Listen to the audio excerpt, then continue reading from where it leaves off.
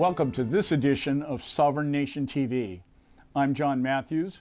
Joe Ponzarello is not with us today. He's up north working with the John Birch Society, and we wish him a safe trip back. He will be with us on our next episode. On this edition, we are going to take an in-depth look at the Recall Newsom campaign taking place here in California and scheduled to occur on September 14th of this year. Newsom has replied to the attempts to remove him from office in typical political fashion by not addressing the reasons given for his removal directly, but rather with the all-too-common method of smoke and mirrors.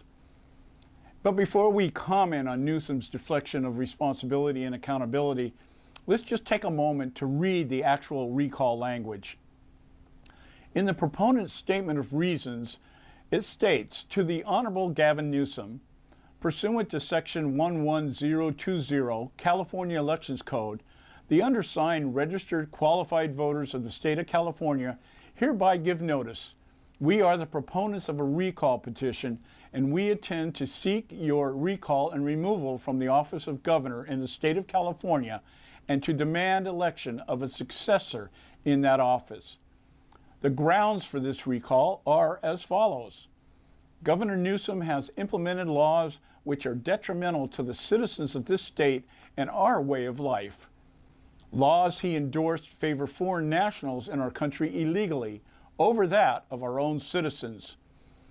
People in this state suffer the highest taxes in the nation, the highest homelessness rates, and the lowest quality of life as a result.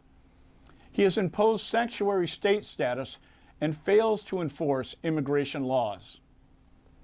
He seeks to impose additional burdens on our state by the following: removing the protections of Prop 13, rationing our water use, increasing taxes, and restricting parental rights. Having no other recourse, we the people have come together to take this action, remedy these misdeeds, and prevent further injustices." Now, as I stated earlier, rather than face the music, Newsom simply distorts his own self-perceived accomplishments by attempting to deflect from the facts stated on the actual recall petition.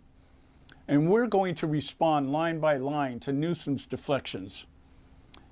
In his answer to the statement, Newsom states, in 2018, California voters elected Governor Gavin Newsom by historic margins. So Newsom begins by reminding us he was decisively elected. And yes, Newsom's election was historical. He won by a margin of 2-1. He also took Orange County for the first time in history. But consider the fact the GOP hasn't fielded a decent candidate since Pete Wilson and has shown no real desire to win here in California. Also, consider this was the first election done with the new vote-by-mail system, which quickly has proven to be rampant with fraud and corruption. Orange County lost all 4 of its Republican congressional seats, 2 state legislative seats, and a county supervisor seat, all due to questionable results stemming from vote-by-mail manipulation. Newsom states further in his recall argument that this recall is an attempt by national Republicans and Trump supporters to force an election and grab power in California. He goes on to say the recall's leading supporters are the same national Republicans who fought to overturn the presidential election and launched efforts to undermine the right to vote across the country. Well, given the fact that registered Democrats outnumber registered Republicans 2-1, it's hard to believe only Trump supporters are looking to recall Newsom. The Hill reported just earlier today that 48% of California voters backed recalling Newsom from office, including 15% self-identified Democrats and 18% who call themselves liberal. A screenshot published by Weasel Zippers of an LA County report indicates of the 146,507 signatures from LA County, 52.45% are Democrat voters, 24.95% are no party preference, and 17.15% are Republican. Weasel also reports that 31.5% who signed a petition are Democrats and are primarily Latino voters. But Newsom goes on in his argument to state our budget is balanced, our fiscal reserves are unprecedented, our economy and employment are historically strong. This is factually and just blatantly false. In an article from the San Diego News Desk dated July 24th of 2020, the article headlines, Governor Newsom lies about the state having a balanced budget.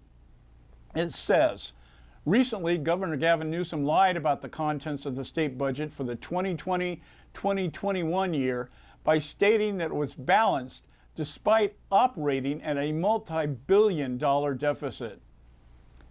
It goes on to say spending for the next year is expected to exceed revenues by more than $20 billion, and much of that money is coming from state emergency reserves. It finishes up by stating Newsom is attempting to balance the budget with loans. In other words, it's still debt, it's just not today's debt. Newsom claims to have saved $2.8 billion by cutting state salaries of state employees. And the way that works is they just stated that state employees will have to take 2 days off a week, and it will be paid. It's called time off pay, which means they'll be paid for the time that they're off, which means that it will be paid down the road. And so the taxpayers are going to have to pay that eventually. And then because of the ceiling, it will actually double, more than double what will be paid originally. Newsom claims to have balanced the budget during California's worst financial crisis, and yet does so without cutting a single Democrat pipe dream. $734 million has been allocated to renovate the state capitol building, and another $75 million has been allocated in aid to illegal aliens. Newsom then claims to have a $75 billion surplus. This is actually bailout money from the feds due to the virus hoax. In addition, Newsom borrowed another $20 billion from the Fed to pay for unemployment benefits due to unemployment fraud. In his argument, Newsom closes his argument by stating the following: do not be fooled. California's police officers, firefighters, first responders, public school teachers, health providers, and business leaders all strongly oppose this costly recall. But Newsom left out one key word in that statement. It should read, California's police officers unions, firefighter unions, first responder unions, public school teacher unions, health provider unions, and of course, business unions. The fact is, several law enforcement officials have openly defied Newsom's COVID mandates, citing efforts to defund police as making it impossible to spend time enforcing laws in lieu of protecting the public from crime. Among those defying Newsom is Sacramento County Sheriff Scott Jones, El Dorado County Sheriff John D'Agostini, Orange County Sheriff Don Barnes, LA County Sheriff Alex Villanueva, Riverside County Sheriff Chad Bianco, and San Bernardino Sheriff John McMahon. So we see that Newsom is relying on the Gruber theorem, that being the stupidity of the American voter. He claims he loves California, but he also says we must use this once-in-a-lifetime moment to come together and ensure every resident, regardless of their race or zip code, can live a better life. But more to the point, Newsom is simply employing the now well-proven strategy to never let a good crisis go to waste. We can only hope that, at least for the moment, Newsom does not realize he has woke the bear, and it is not happy being disturbed from its 2-decade hibernation. When we return, we will visit with Mike Netter, one of the originators of the Recall Newsom movement. We'll be right back here on Sovereign Nation TV. Stay with us.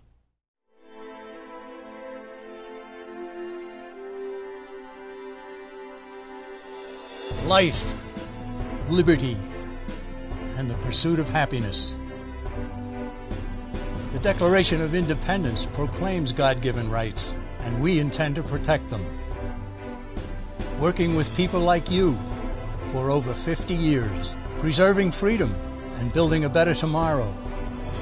Safeguarding the Constitution by limiting government power. We are restoring liberties, educating voters, and leading the freedom movement.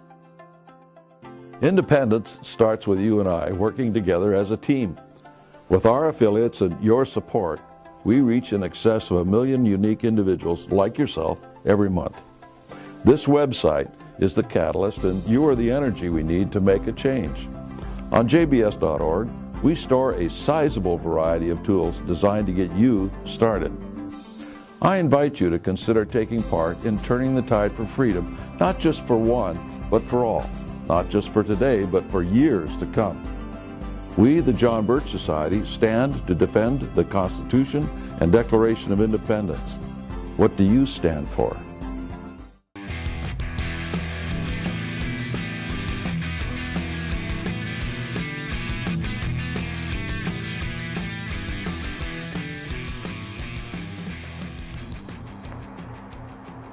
Well, welcome back to this edition of Sovereign Nation TV. I'm your host, Jon Matthews, and as I stated earlier, Joe Panzarella, my co-host, is up north working with John Birch Society, and we wish him a safe trip back. He'll be with us in our next show. We have with us today a very special guest, become a very, I'm going to say, popular celebrity here in California recently. Mike Netter has been working, one of the original operators with the Recall Newsom campaign that's going on right now here in California. The election will be taking place September 14th, and I was fortunate enough to run into him the other night and asked him if he would come on our show to discuss the Recall Newsom campaign. There's a lot of things going on right now with this campaign and very many different facets to it and the way it's playing out, and it's in some ways so typical liberal in the style and the way that they're trying to discard or deflect from the purpose of this campaign.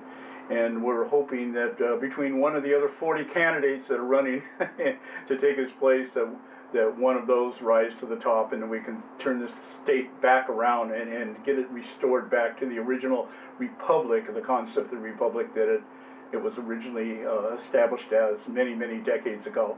So with no further ado, I just want to welcome Mike Netter from the Recall Newsom campaign. Thanks so much, Mike. I know you're busy. I know you had to drive over from San Diego.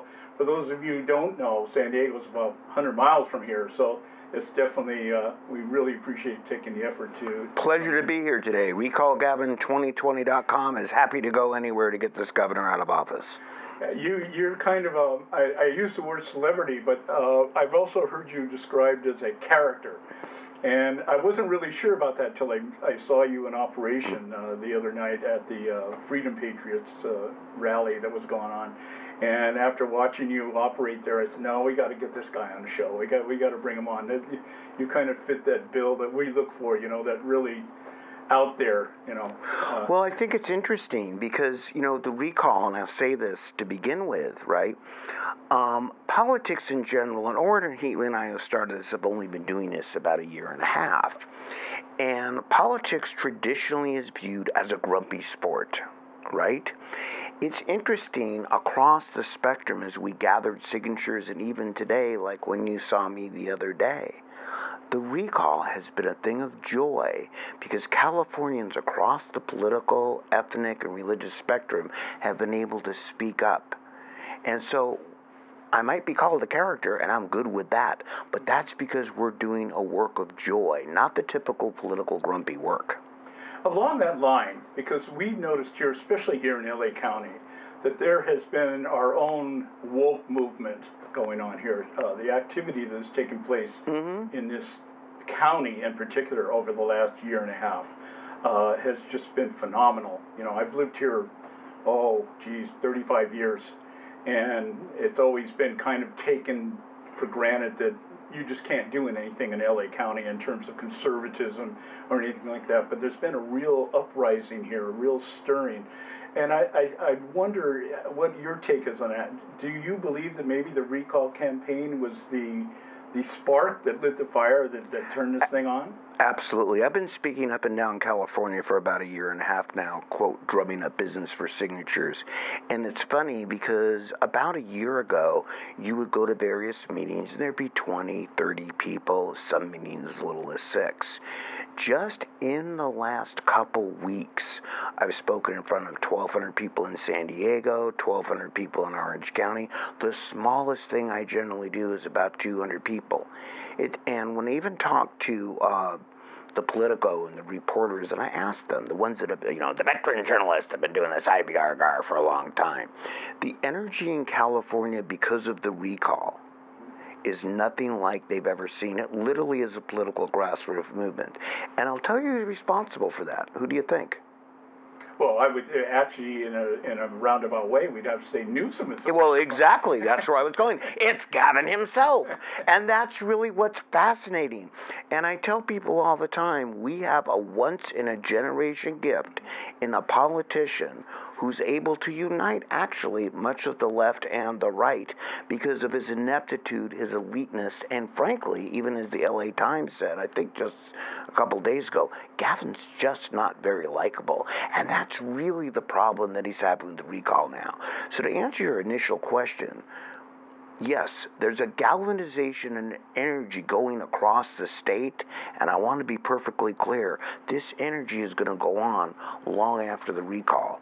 Because of things we have planned, and because we've shown that the people of California, without the political machine on the right or the left, can get things done simply based on the will of the people. Kind of the way the Constitution was designed, but I think we've lost track of that. Yeah, I was trying to put my finger on it the other day, like what ignited this, and I thought, well, when you look at the timeline, it has to be the recall campaign. When that thing kicked in, it's like everybody just kind of woke up.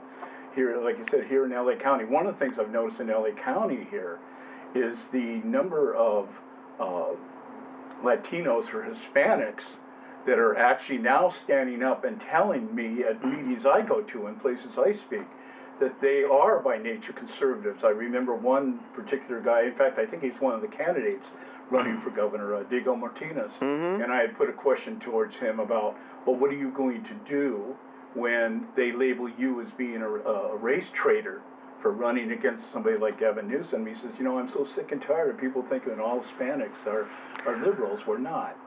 And I thought that in and of itself is unique. What are you seeing? Well, let's take a step back for starters. What the polls show right now, and I'm going to quote a few polls here, is that of the people most likely to vote, 52% of the Hispanics want Newsom out. But let me throw that out for a second, because I've been saying as I've been doing this up and down California for about a year and a half now. We label people conservatives. We label them liberal. We label them extreme right. We label them extreme left. However, most of us don't label ourselves. The press labels us. And I think that's a real important point. Somewhere along the lines, because it's a really good narrative to sell papers, podcasts, whatever you want to do, right? That, I'm going to watch this, that, or the other. We forgot to label common sense. Because let me ask you a question. Have you ever met anybody in all your travels in your time that says, I really want to move to Hong Kong to breathe really bad air? The air in LA is just too damn clean. Have you ever met anybody who says, I really hope my house burns down? Or someone that says, I just love the homeless problem because I own a tent company. Here's the reality of it.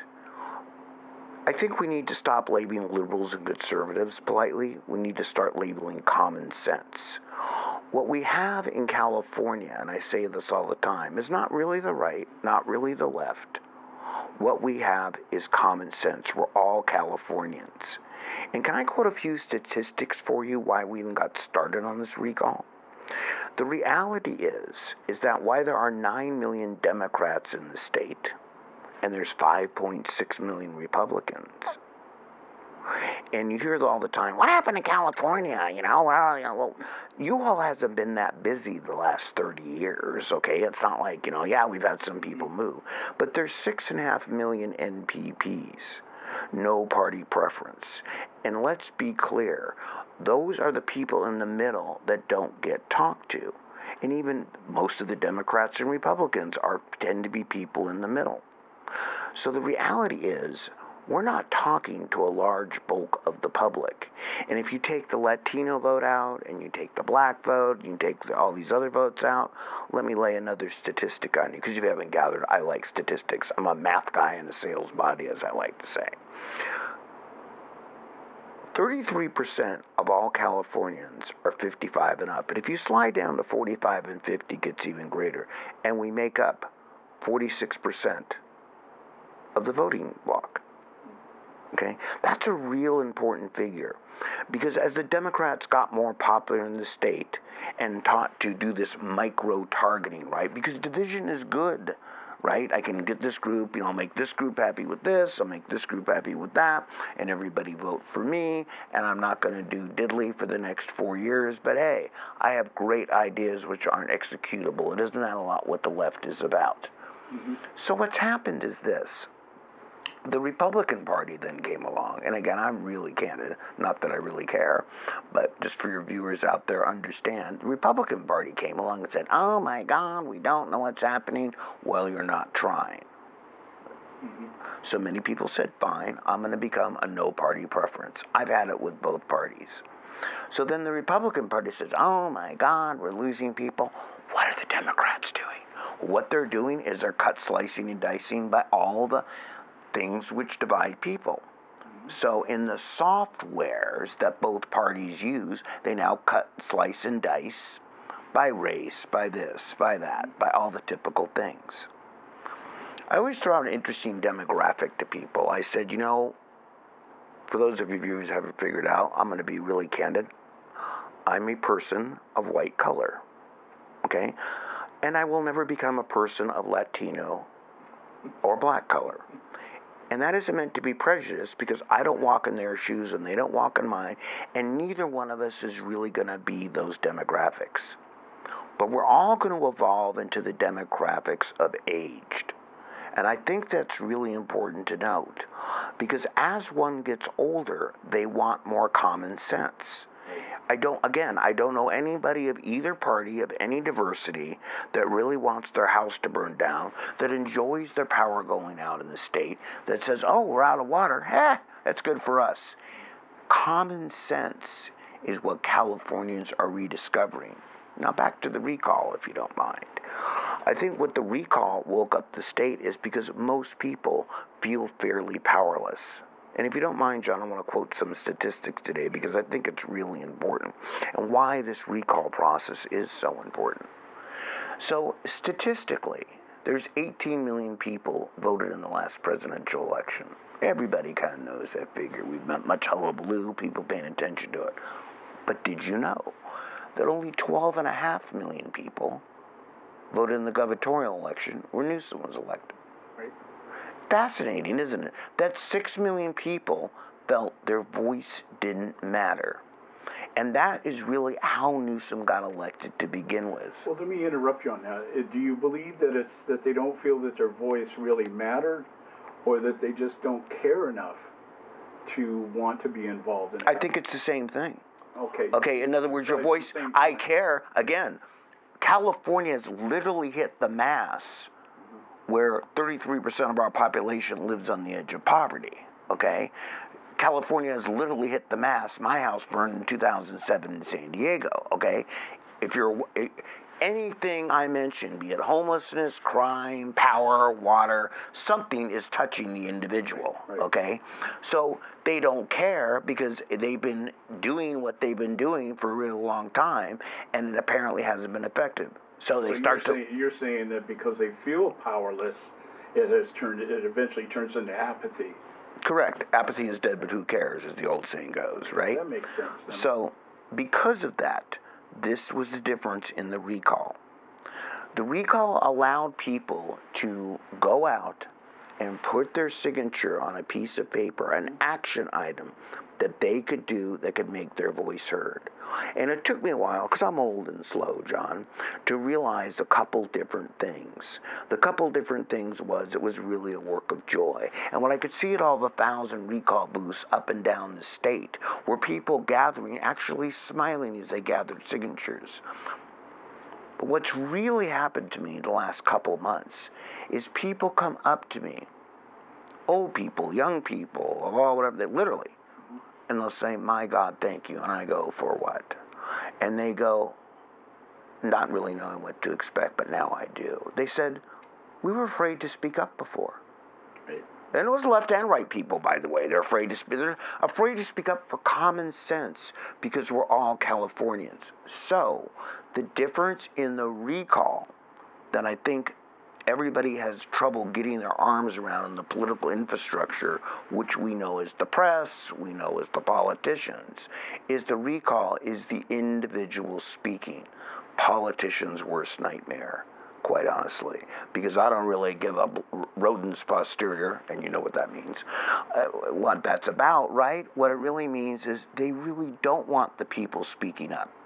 And because we have a state like California, where one party, and I want to be clear, I know this is the Sovereign Nation podcast here, but if it's the right or it's the left, anytime one party, see Julius Caesar, see Genghis Khan, is in charge for too long, anytime something like Amazon or the unions become too big, it ends badly. And that's really what you're seeing in California. Now, the left, in particular, has a worse problem, I'm going to say, than the right, because, again, great ideas. I mean, you look at their ideas, I might disagree with a few of them, but they're not executable. And that's what California is seeing. But because we've bought into these ideas over the last 20, 30 years, or many people have, let's leave it at that, right? People are afraid to speak up because it's not the ideas that they're speaking up against. And that's what Gavin Newsom is trying to portray this election of, a battle of ideas. It's not. The recall has always been a battle of practicality to discuss the issues in California and how we need to solve them. And I think that's a critically important point. I agree. I believe the thing that I have seen over the last couple decades in particular is the erosion of the concept of state sovereignty, of saying the state is the entity that makes decisions based on what the locale of that state wants. And we've seen it being eroded and replaced with this idea of the state, the big state, the federal government becoming the central entity for everything that goes on. And we're just supposed to hop on the wagon and go along. And I really grasp what you're saying here in terms of the shift in mentality, because I do believe that humans, by their nature, are inherently reasonable. There is an inherent understanding of things that exist, and it's just a matter of how much somebody chooses to grasp and move with that, or to resist and reject. So it's one or the other, and it usually revolves to a certain degree to the level of comfort that someone sees in their life or wants in their life. And I was looking at, I have my own statistics that I'm kind of interested. Let's hear them. Yeah, I'm in the same thing. I've noticed the rise in the no party preference. And I've noticed that since 2012, the Republican Party has been losing about 3% of their membership a year. The Democrats are picking up about 1%, but the Democrats aren't picking up disenfranchised Republicans, they're picking up the college kids, the new kids coming out. But the Republicans that have left the Republican Party are going over to the no party preference category. I think the last time I checked, it was like 0.2% difference between the Republican Party and the no party. I think it's 25.2 to 25%, something like that. And that tells me that fits in with what you were saying earlier about the people just feeling disconnected from everything, and rather than even going to the point of saying, I'm going to take a political stand on one area or another, just kind of pulling back and saying, I don't really want anything to do with any of it. That's where that apathy comes in at. And I think this recall, from what I've seen, has reignited that idea, especially in the no party preference category, of people saying, you know what, it's not really about partisanship, it's really about principles and values. And that's really what I think this whole thing is about. It's like people just waking up going, wait a minute, we've got to get back to some basic fundamental principles and values of what's good and what's bad and what's productive and what's not. Becoming a sanctuary state, how is that in any way productive to the entire concept of state sovereignty or individualism. It just doesn't make any sense. It doesn't. There's no reason behind it. Well, let's dive a little deeper for a second, because you bring up an interesting point. I realize it's your show, but I'd like to dive a little deeper into this, right? Go for it. Okay. The biggest problem in California, I don't think that people conceptualize outside of California, is Los Angeles County. And let's be very, very clear on that. And you say, well, why don't they conceptualize that? Los Angeles County, by far, is the biggest county in the country. Yes. So we have to take a step back and take a look at that. And again, whether you're right or whether you're left, but obviously I lean a little conservative, I'll leave it that way, right? The Republican Party has let Los Angeles down in turn. I want to talk about those statistics. And by the way, this state has let Los Angeles down. And that may go, but you need to hear this. So there's 10 million people in LA. I'm going to do it because I do it on radio, whether I like it or not, okay? I just love doing that. And of those 10 million people, 7.5 million are eligible to vote, but only 5.4 million of them are registered to vote. But wait, there's more. So if you take wait, there's more, the Republican Party only has a 16.8% share, and the NPPs have a 28.8% share. And LA, when I talk about the last election, okay, you and I probably vote in most elections, I'm guessing, all right? But when you talk about the last election, LA turnout is poor. And that's kind of going back to the recall, where we actually, everybody goes, you know, dude, you wasting your time in LA. We gathered 350,000 signatures in LA. Now it's the biggest county, I get it. But understand that LA itself, no one talks to Los Angeles. And when we talk about these ideas that we have of the practicality and values and things like that, right? Everybody, again, because of what we mentioned earlier, well, we shouldn't be talking to the Latinos, and why not? Do they not want clean air, clean water? Well, we shouldn't be. LA is very diverse. Who cares? Everybody wants the same thing. But on the conservative side, we've been trained, or it's been ingrained, that we shouldn't be having these conversations. But thanks to one guy, Gavin Newsom himself, everybody, back to what you quoted earlier, is kind of saying, I don't think so. Now, how do you see this playing out? Like I said, there's been several attempts by the left, and I was reading this morning that there is actually, they've been able to amass about $60 million in their Save Newsom campaign kind of thing, some of the big spenders in the state, and probably outside of the state. I mean, people have vested interest here. But trying to paint this thing as an action of quote-unquote Trump supporters, you know, that this is such a partisan effort, and not even partisan in Republicans, it's the extreme Republicans, that kind of thing. And I see so far, I see that kind of thing backfiring. I think most people, even whether you're a Trump supporter or not, and I'm one of these people that's kind of, I've always walked the fence with him. There's some things I like, some things I don't like.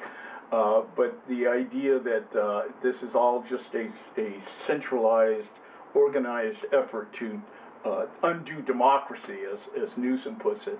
How do you see this playing out in terms of the number of candidates running? Who do you have any idea? Do you have any speculation as to who you're going to see on top? And even more important, after that, what about next year when the regular governor's election comes up? Let's cover a couple things here that's unique about the recall. One, let's put it on the table. They're going to outspend us. We're going to outwit them. And everybody out there going, oh my God. A couple quick facts for you, and just a couple quick memories. Tom Steyer, Michael Bloomberg, Meg Whitman. Let's use one from the other side. How that spending work out for them, okay? Not too well. When we started the recall, when Orrin Heatley and I started the recall along with the rest of our team, all the political pundits, and this is probably the most critical portion of this segment that I'm discussing right now. So you need to focus. Everybody out there, listen to what I'm saying.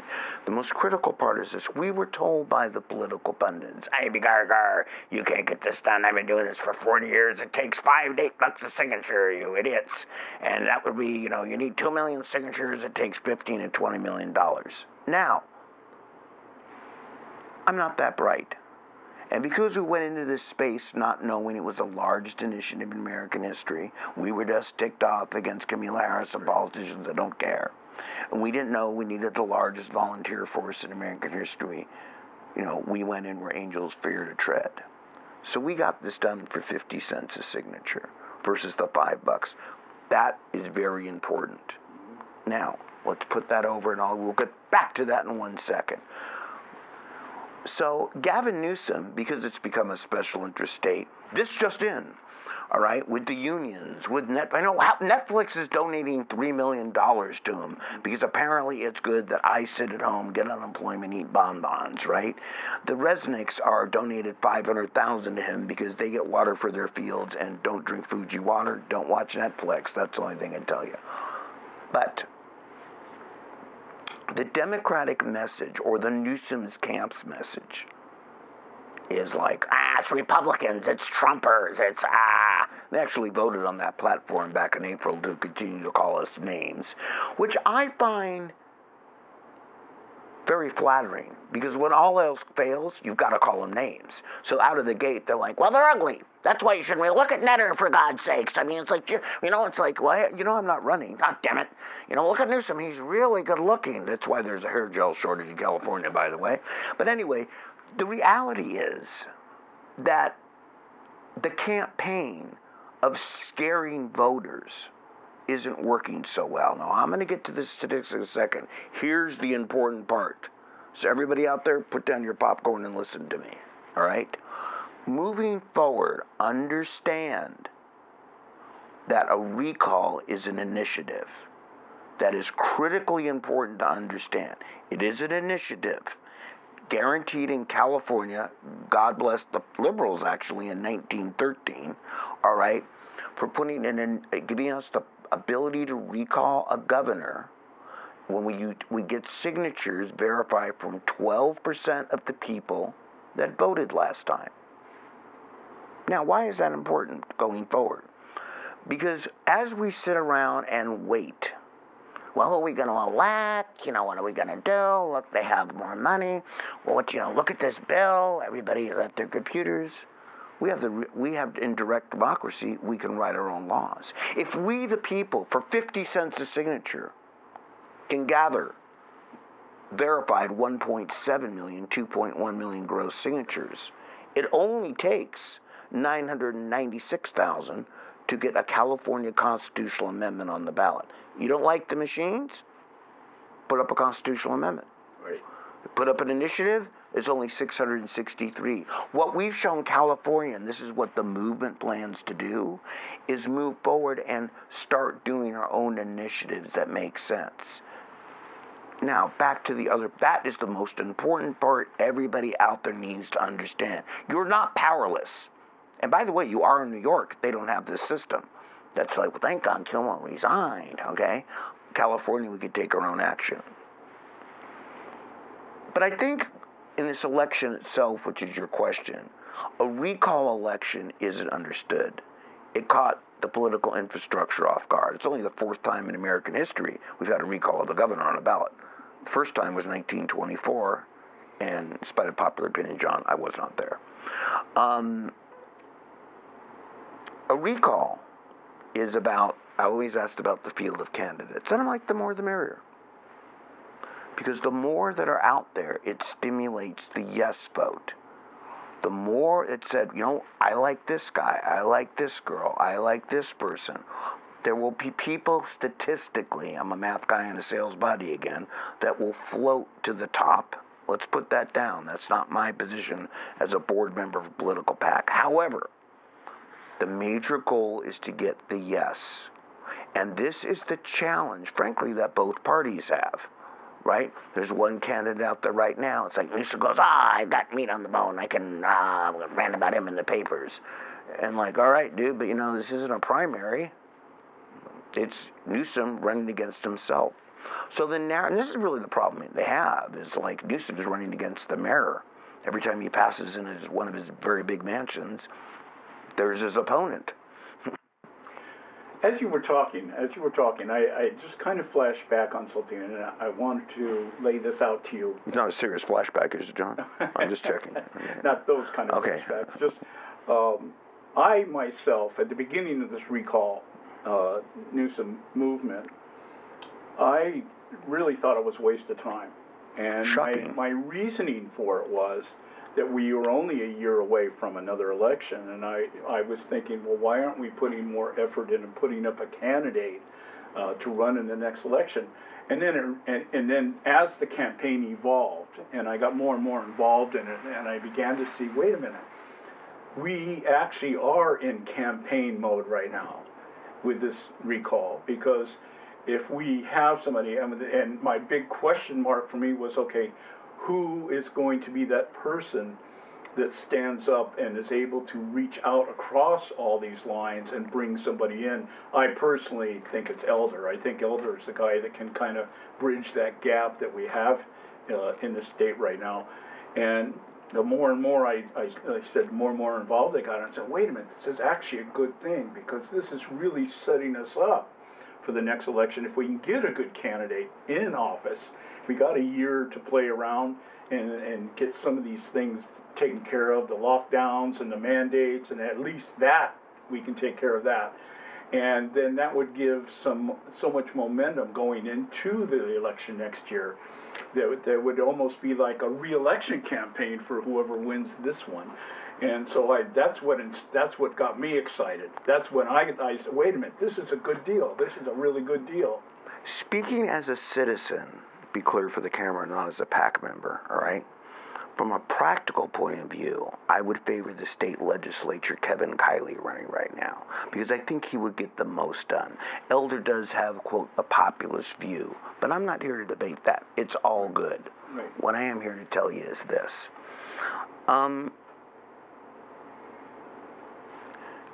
The conversation in California needs to be open. And you mentioned earlier about, federalism versus states' rights and stuff, right? This is being fed by California. And let's go a little bit deeper if we have the time right now on that, because this is important. Yeah, let's go. I'm going to let this go as long as we need to go on this. This is really important right now. Let's go a little bit deeper. The Atlantic wrote an article a while back, about 2 weeks ago, that said, and the Atlantic, by the way, for those out there, is a bit left-leaning, okay? Said, if liberalism doesn't work as a practical thing in California, where they have all the legislature there, it's probably, some of these ideas aren't executable. I'm summing up a really long article, but that's what it said. So it's interesting, and we never really got to what started me on this journey. No, I know you were going to ask that, all right? But let's talk about that, because that's more applicable now than ever. What really got me started on this journey was Kamala Harris, or Kamala, or Camila, or Cookie, or wherever the blank say your name. But let me explain why. Again, I was typical of most Californians. Somebody else is taking care of this, right? Somebody else has this. We got a big party, blah, blah, blah, blah, blah. It's got to get better, right? Next election cycle, it's got to get better. Next election, it must be getting, all right. So why Kamala? Because here's what she did that really ticked me off and woke up the light in my cerebral cortex, which I assume I have one. She wasn't a very good attorney general and got elected senator. And that's because we have this top two-tier system that we all voted in, by the way, in 2003. But let's put that down. She wasn't a senator for literally even a year where she's running for president. So that's when the light really went on in my head that these California politicians don't care about California. It's politics, not the people. Now, did a little bit of research and found out what we now know today, that you can't recall a federal official. It was flirted with when they wrote the Constitution, but there was no recall mechanism for a federal official. So these sites you see, recall, it's hyperbole. So knowing that, we could see the chain was Gavin wasn't in office too long, and having a tech team, we're like, he's already reserved the URLs for Gavin for president, right? So then, as the cycle accelerated, what do we have? We, California, when you talk about federalism, well, we've shipped Kamala Harris to Washington. But wait, there's more.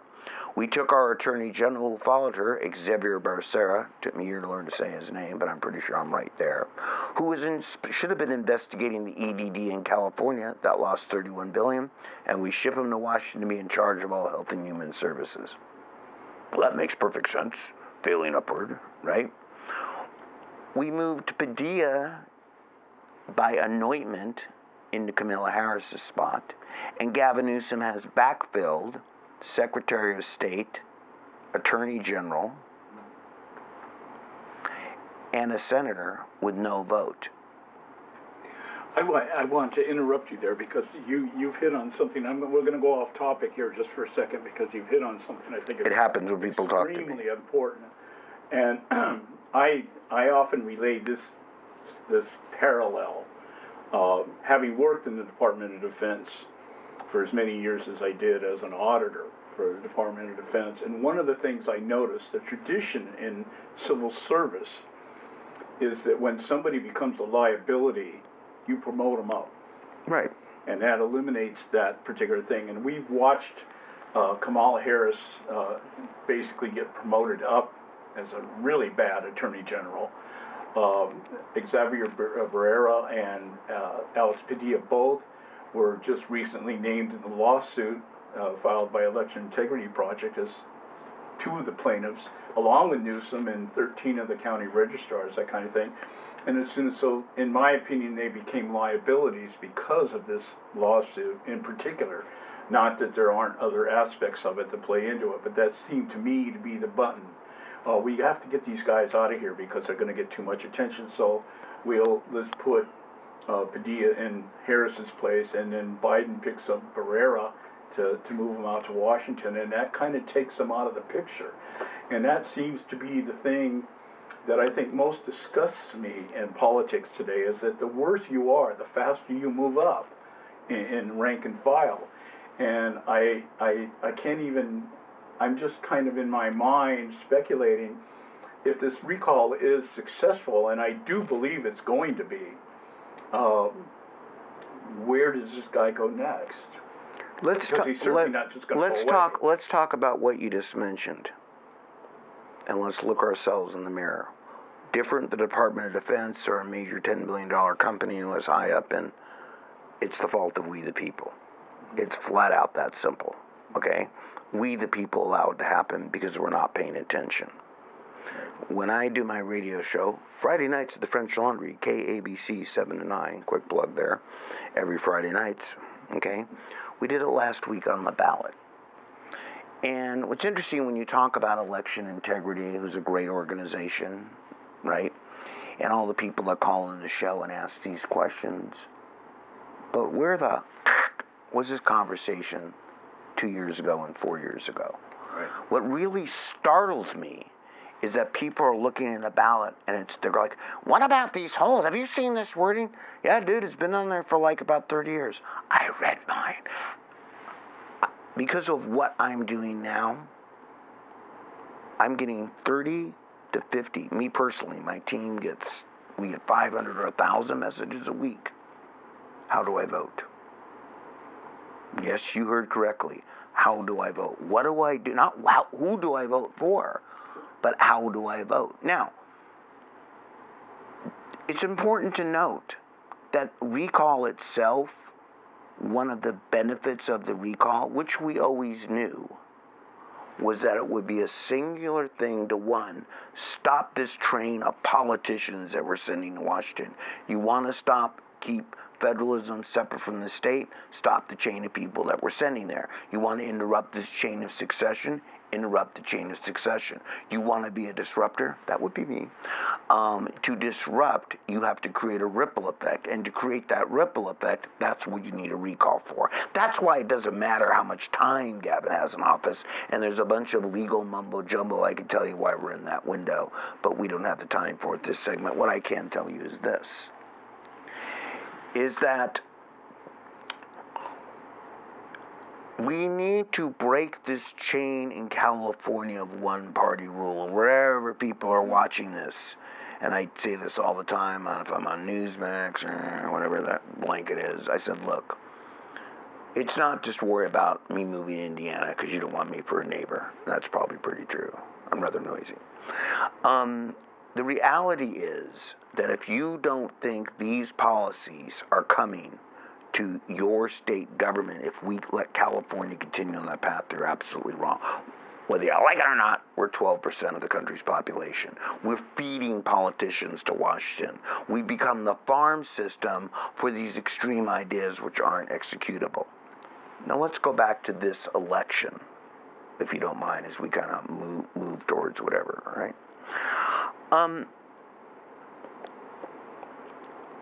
People participating is very important. And I'm going to ask everybody down there who watches that to put down kind of your election conspiracy hats. Now, there are many people I know that go to Harvard, go to Yale, do many things, God bless them. But very few of them get out of college with a degree and go, I'm going to go work for the Board of Registers. That's been my life dream, why I got a degree in aerospace engineering, right? Okay, so let's put it on the table, all right? Whether it's inept or whether it's evil, the net effect's the same. And for everybody calling out there worried about it, doesn't matter. What matters if you don't vote.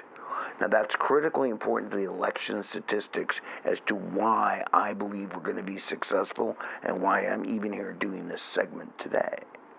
Right. Because people keep asking me, have you noticed? I said, nothing's really changed like the last. Have you seen the polls? Have you seen this headline? I said, are you reading the second paragraph?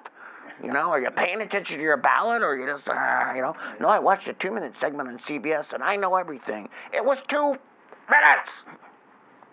The polls have said the same thing since the beginning.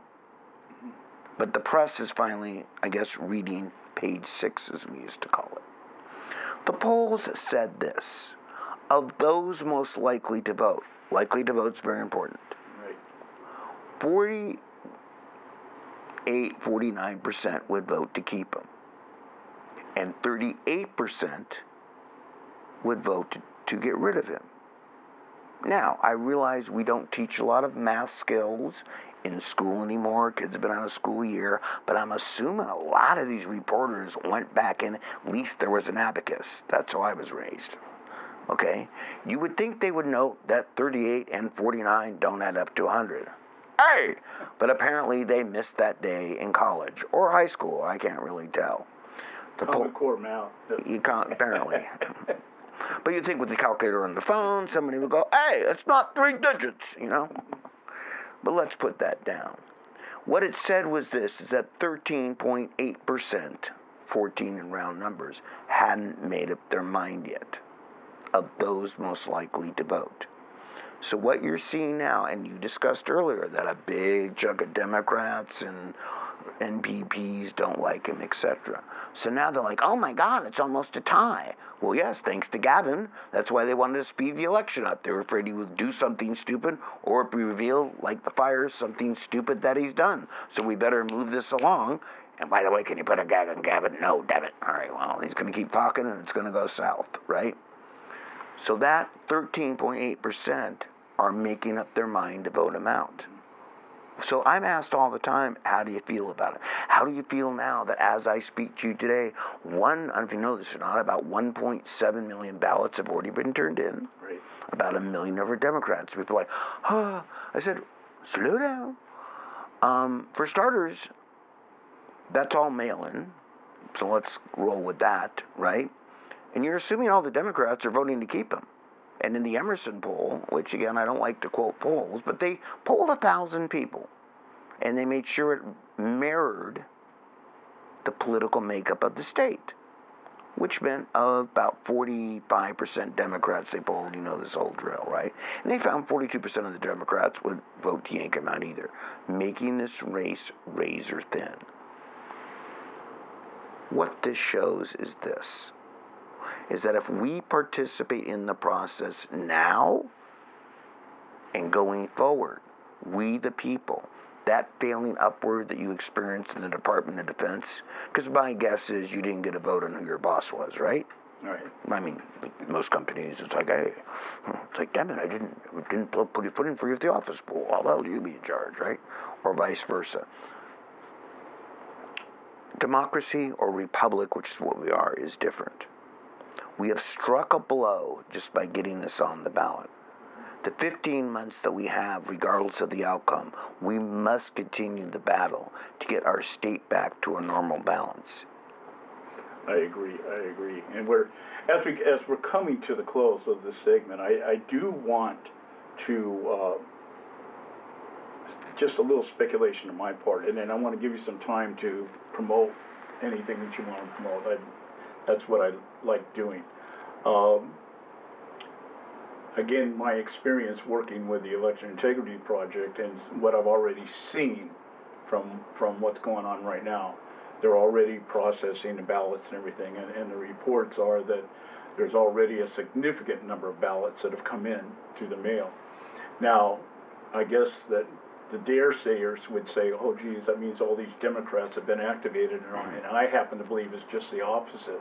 I happen to believe that the pro-recall Newsom people, because I know when I'm out speaking out in the public, that's one of the things we tell people. One of the things we recommend very adamantly is that you need to vote now. Don't wait, go do it now, because the chances of somebody coming and voting in your place, the longer you wait, we see that. We've seen that documented time and time again. So we're saying vote now, and I happen to believe that a lot of these ballots are already there because people are just so anxious and excited to see this guy go. So that's what I'm seeing, and that's what really inspires me to hope that, you know, my family moved here to California in 1959. It was a completely different state than it is today. I mean, I tell people Pat Brown, who was the governor when we moved here, he's got to be turning in his grave to see what his son Jerry Brown turned into. Mm-hmm. Kenneth Hahn has got to be turning in his grave to see what his daughter Janice Hahn turned into. I knew Kenneth Hahn, and I'm just like, the contrast is stark as to how these people governed. So I'm just totally excited for the first time. My kids who live in Arkansas are always, Dad, when are you going to move back here with us where the real people are? You know, that kind of stuff. I said, no, the battle's here. If we lose here, then the rest of the country is going to bear the brunt of that. You know, Newsom once said, as California goes, so goes the nation, and it's probably the truth, the only truth he's ever spoken, in my opinion. So, again, we're talking with Mike Netter, one of the originators of the Recall Gavin Newsom movement, and the election, which is taking place here on September 14th, although they're already counting ballots with our vote-by-mail system and everything. I want to give you a few moments, Mike, to just plug whatever it is you need to plug at this point in time, because I know you got so much stuff going on. We do, and I do, and I'm going to have to go to the next gig, as they say. RecallGavin2020.com. The core of how we got this done was building a strategy we didn't go into today. But again, anybody out there, if you can give us a few bucks, we're doing radio advertising. Again, they're going to outspend us. We're outwitting them. We're sending out about 4 million emails in the next couple days. Okay, wow. That costs money, but we have a way to do it. Right. I got a guy. RecallGavin2020.com. Go there. Direct people to go there. Read our page. Donate if you can. Vote. Vote. Vote. And if you're a Democrat, that doesn't mean vote 3 times, and it doesn't mean if you're mortally challenged and dead, your relatives don't count. But vote, vote, vote, and vote yes. This is Newsom wants to make this a battle of ideology. For everybody out there, regardless of your ideology, this is California's last stand, literally, to bring balance. Okay? And if you think it's about anybody who gets in office is going to, oh my God, no. We have no balance now. We must go back to the scales of justice in politics and bring it back. And to bring it back to the people, you need to vote. You need to vote yes. You need to pick your candidate. You need to go to recallgavin2020.com and help us in this last 3 weeks fund the fight and make the movement. We are a people's movement. We're not a company. We're not powered by consultants. Average people can do extraordinary things. We've done something that's made history. It's time we did something historic and got rid of this governor. Recallgavin2020.com. If you're watching this right now, I want you to grab your cell phone. I want you to grab your computer. I want you to go to your website, and I want you to look at the film we have up about the reasons to recall Gavin. I want you to look at the page we have up. I want you to go out everywhere that you can and spread the word that there is an election, because you would be surprised how many people don't even know there's an election going on. Remember, all these stats work only if you vote. That's my final word. My pitch is, take your damn state back. Again, Mike, thanks so much. I really, really appreciate you coming on, and we'll be right back on Sovereign Nation TV right after this short message. So stay with us. Hello, California. I'm Larry Elder, also known as the Sage of South Central, and this is the launch of my campaign. I am in it to win it. Our first task: recall our arrogant governor, Gavin Newsom. Newsom imposed the most restrictive COVID mandates in the country and then proceeded to ignore them when it came to him. Californians lost their jobs, their businesses. Kids lost a full year of in-school education, all in defiance of the very science that Newsom and his cohorts said they would follow. I will make clear that I am the man to replace him. I'm a native Californian, but I grieve at what's happened to my state.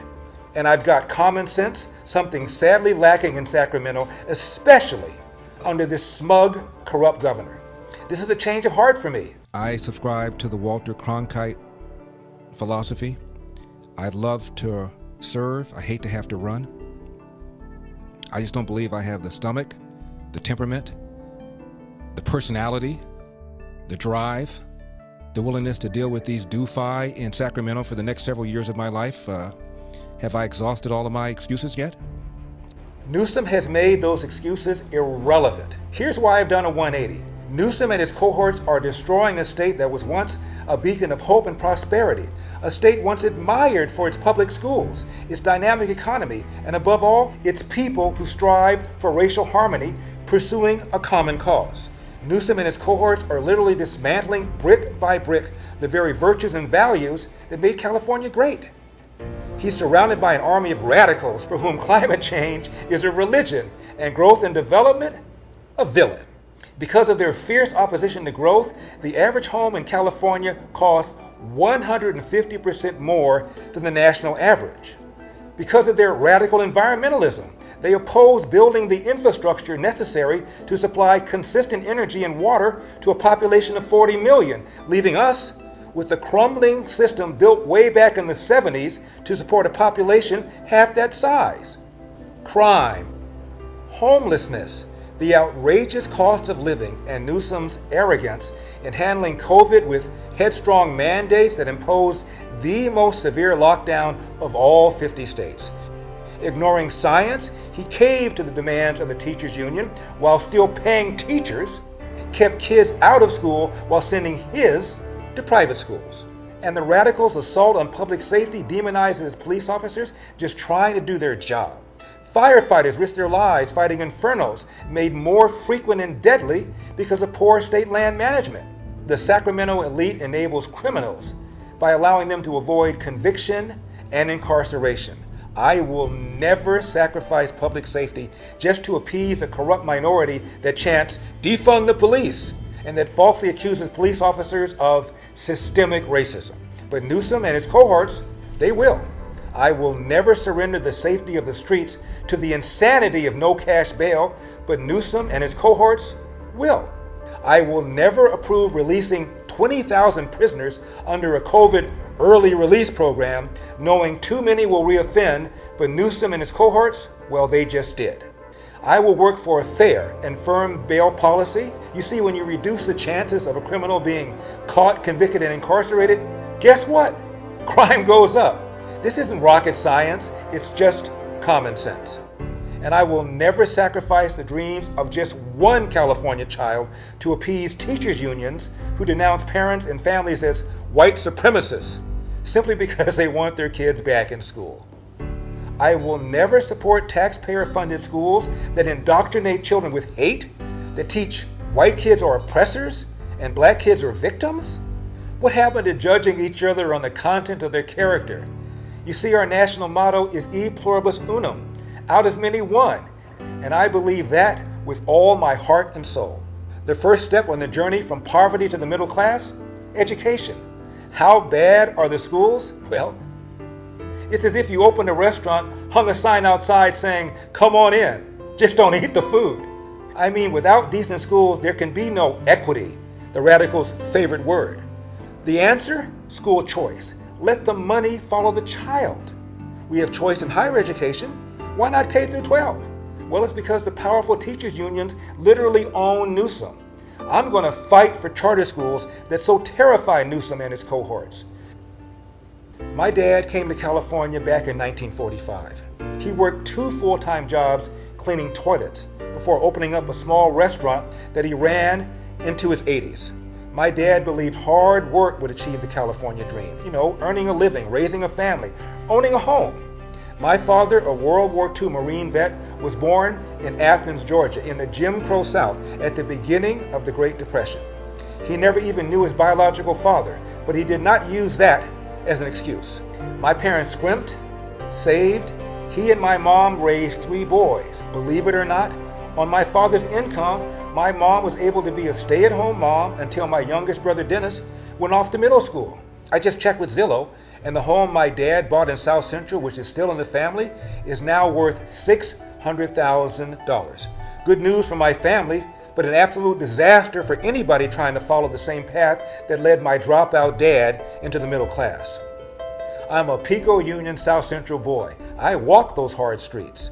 My 2 brothers and I were motivated by the dreams and goals of my mother and my father, who always taught us this great truth.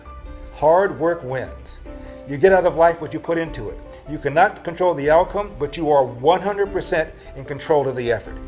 And finally, my parents taught us that no matter how hard we worked, how good we were, how we deal with bad things that happen will define our character. But their California, well, it's fading fast. And the way to restore optimism is to end Newsom's anti-growth policies that drive up the cost of housing. And even if you're lucky enough to own a home, crime is way up, especially in urban areas. And your public schools, well, they underperform compared to the rest of the nation, despite more and more money spent on education. I've got a news flash for Mr. Newsom. Hurting the homeless in barracks or hotels is simply warehousing our brothers and sisters who need true compassion to return them to self-sufficiency. Religious institutions and nonprofits are ready, willing, and able to deal with the underlying problems of homelessness in a compassionate way. Government should empower them, not impede them. California is the worst state in which to do business. Why? High taxes, overregulation, poor public schools, and hostility to job-creating small business. Now, let me tell you what I will do. I will always be with you. If you can't go into a restaurant, neither will I. If you must wear a mask, so will I. I will never use my emergency powers to confine and control any Californian without a clear, science-based explanation. We are adults who can think for ourselves and do not need to be pushed around by an arrogant governor. Now, the rap on me is that I have no experience in government. And your point is? Gavin Newsom is a career politician from Central Casting who has quote-unquote government experience, and he is a complete disaster. I made it from South Central Los Angeles to an Ivy League university in New England, then a first-ranked law school in Michigan, became a successful trial attorney in Ohio, where I also ran a small business for 14 years before returning to California. For nearly 30 years, I've hosted a Los Angeles-based radio show, now nationally syndicated in over 300 markets. Nearly 1.5 million people listen to me and I to them every day for years. I've learned, I've listened, I've debated, I've heard, and I've grown. And I love this state, and I know you do too. And that is why we're still here. That is why I want you to stay here and to build your family. But to do so, we need to take this state back. You see, I want a government that can at least keep people and property safe. Now, in the coming days, I will outline my plans, ideas, and goals. Oh, Newsom brags about a surplus, never mind the $1 trillion in unfunded pensions. You see, if California were a corporation, the Securities and Exchange Commission would go after Newsom for fraud. Californians can connect the dots between his extremist policies and failing schools, brownouts, violent crime, deadlier and deadlier fire seasons, homelessness, businesses leaving the state and taking their jobs with them, and especially the rising cost of living. Imagine, why are people leaving a state once the envy of the world, with unrivaled climate, mountains, beaches, deserts, forests? We have it all. But Gavin Newsom has declared war on the middle class. Californians know we can do better. The problem is Gavin Newsom. Our arrogant, out-of-touch governor has got to go. And I hope that I'll be the person you choose to be a successor. Don't feel bad for him. He can always retreat to his winery, you know, the one that remained open during the pandemic. The man has got to go. Let's do this together because we've got a state to save.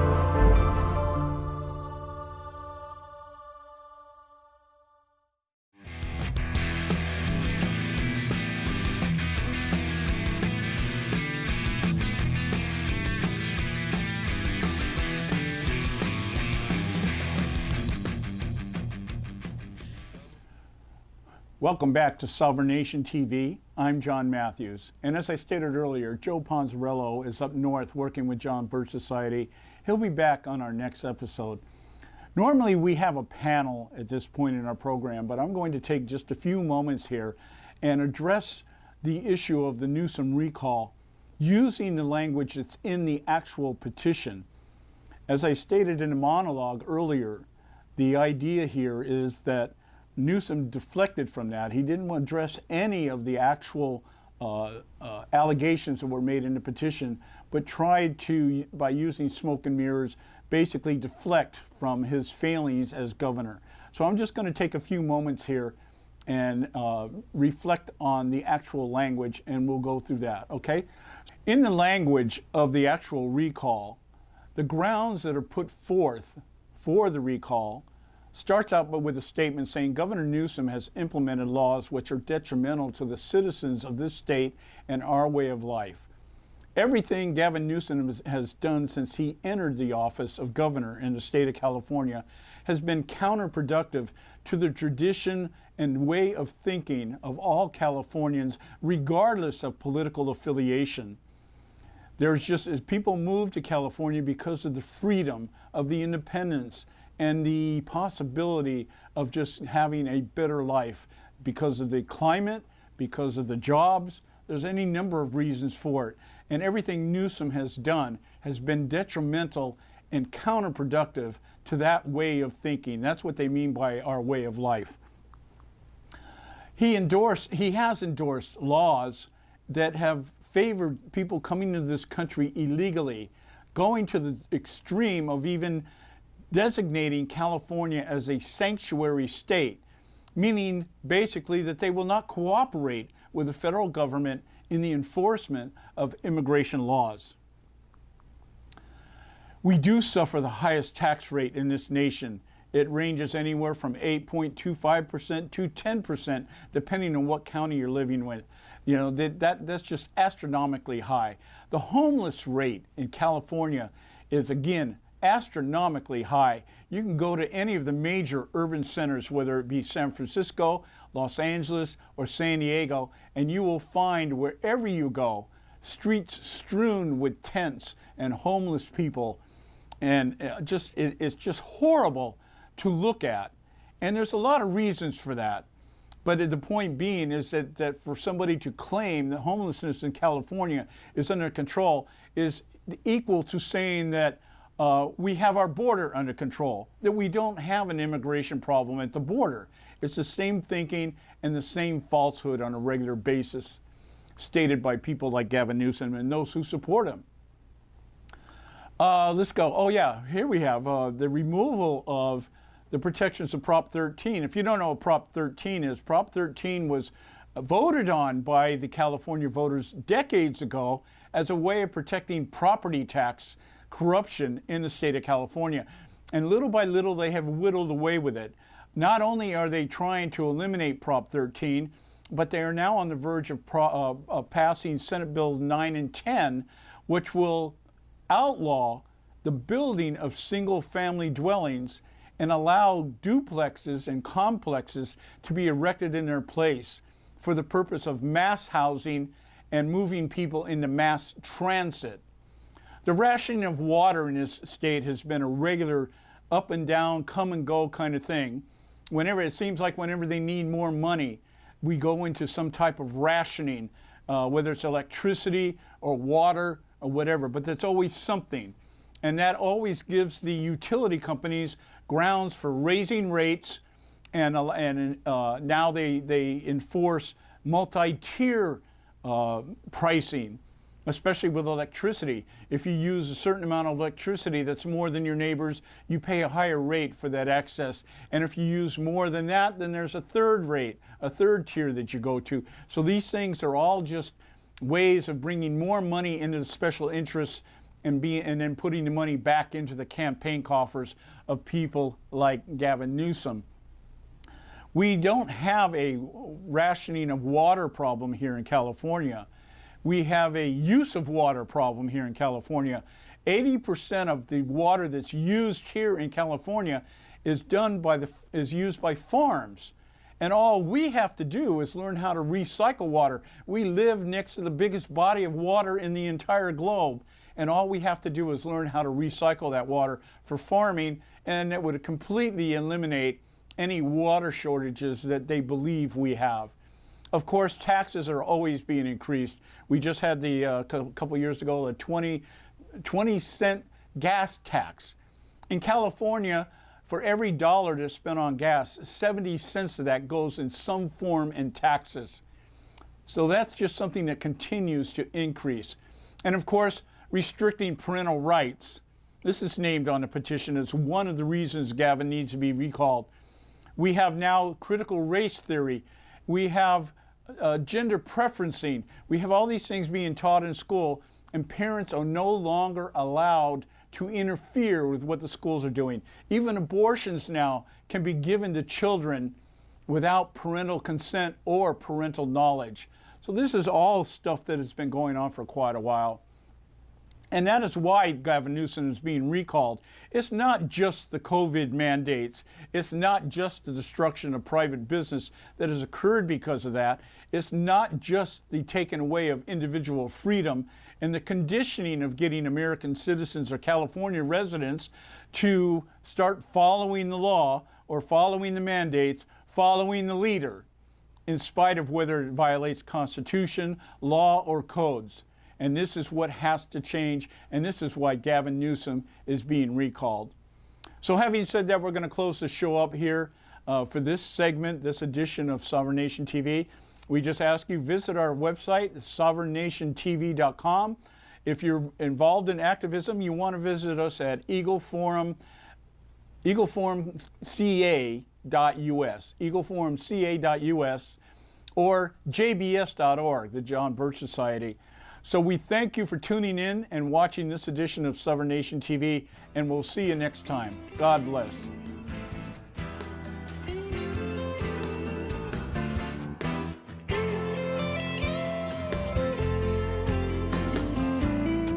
Long ago, up on Bunker Hill, they fought for freedom. Oh, yes, they did. Our founding fathers, they rose up to that call and rallied to the fight.